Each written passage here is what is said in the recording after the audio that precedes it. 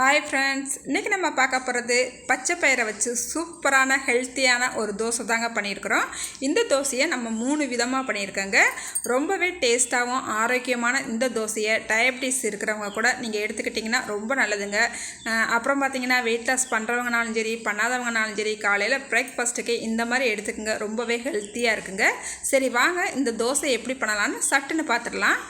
இப்போ இந்த தோசை பண்ணுறதுக்கு பாசிப்பயிர் நான் எடுத்துருக்கேங்க. இந்த பாசிப்பயிரை நல்லா முளைக்கட்டி எடுத்துருக்கிறேன். இந்த மாதிரி முளைக்கட்டி நம்ம எடுக்கும் போது அதிகப்படியான நம்மளுக்கு சத்து கிடைக்குங்க. அதுக்கப்புறமா பார்த்திங்கன்னா இந்த தோசை பண்ணுறதுக்கு 2 பல் பூண்டு எடுத்துருக்கிறேன், ஒரு துண்டு இஞ்சி, 2 பச்சை மிளகாய், கொஞ்சமாக மல்லிச்செடி, கொஞ்சம் கருவேப்பிலை எடுத்துருக்கிறேன். இப்போ இது எல்லாத்தையுமே நம்ம மிக்ஸி ஜாருக்கு மாற்றிக்கலாம். ஃபஸ்ட்டு பாசி பயிரை மாற்றிக்கலாங்க. அதுக்கப்புறமா மற்ற பொருட்கள் எல்லாத்தையும் இதோட சேர்த்துக்கலாங்க. அதுக்கப்புறம் ஒரு அரை ஸ்பூனுக்கு சீரகம் இதோட சேர்த்துக்கலாங்க. சேர்த்துட்டு கொஞ்சமாக நம்ம தண்ணி சேர்த்துக்கலாம். அப்போ தான் நம்மளுக்கு அடிக்கிறதுக்கு கரெக்டாக இருக்கும். தண்ணி சேர்த்துட்டு இதை நல்லா வலுவலுன்னு அடித்து எடுத்துகிட்டு வந்துடலாங்க. பாருங்கள், நான் நல்லா வலுவலுன்னு அடித்து எடுத்துகிட்டு வந்துட்டேன். இங்கே பாருங்கள் எந்த அளவுக்கு வலுவலுன்னு அடிச்சிருக்கேன்னு பாருங்கள். இந்த மாதிரி நல்லா வலுவலுன்னு அடித்து எடுத்துடணும்.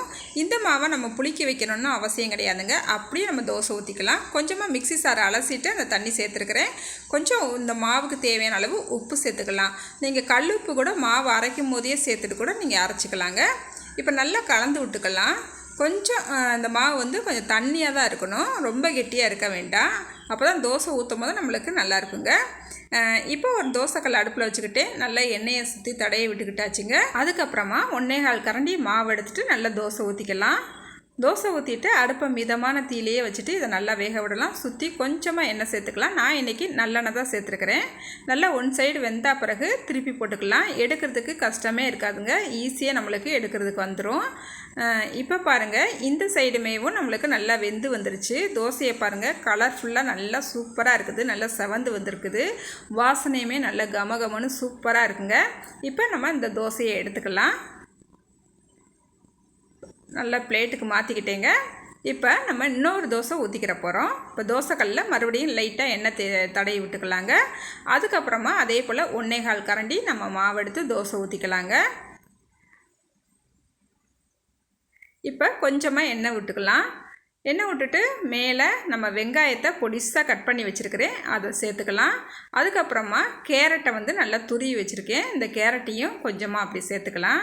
இது கொஞ்சம் தூக்குனமானிக்கு இருக்கும், அதனால் நல்லா தோசை கரண்டியை வச்சு நல்லா கொஞ்சம் அமுத்தி விட்டுட்டோம்னா அப்படி தோசையோடு நல்லா ஒட்டிக்கிறோம். அந்த மாவு ஊற்றினோடனே நம்ம டக்குன்னு இந்த கேரட்டையும் வெங்காயத்தையும் போட்டுக்கணும். வெந்துருச்சுன்னா நம்ம போட்டாலுமே அந்த தோசையோட ஒட்டி வராது. இப்போ நம்மளுக்கு இந்த தோசை நல்லா வெந்து வந்துருச்சு. இப்போ திருப்பி போட்டுக்கலாம். இங்கே பாருங்கள், பார்க்குறதுக்கு அப்படியே கலர்ஃபுல்லாக இருக்குது. இப்போ இன்னொரு சைடுமே நல்லா வெந்துருச்சுது. இந்த அளவுக்கு நல்லா வெந்து வந்தால் போதும். இப்போ நம்ம இந்த தோசையை எடுத்துடலாம். இப்போ நம்ம பிளேட்டுக்கு மாற்றிடலாம். மாற்றிட்டு அடுத்த ஒரு தோசையை நம்ம ஊற்ற போகிறோம். இப்போ ஒரு தோசைக்கல்லில் நம்ம எண்ணெய் தடவிக்கலாம். தடவிட்டு அதே போல் 1/4 கரண்டி நம்ம மாவு சேர்த்துக்கலாம். மாவு சேர்த்துட்டு நல்லா தோசை ஊற்றிக்கலாங்க. ஊற்றிட்டு இப்போ நம்ம முட்டை ஊற்றுக்கிற போகிறோம்.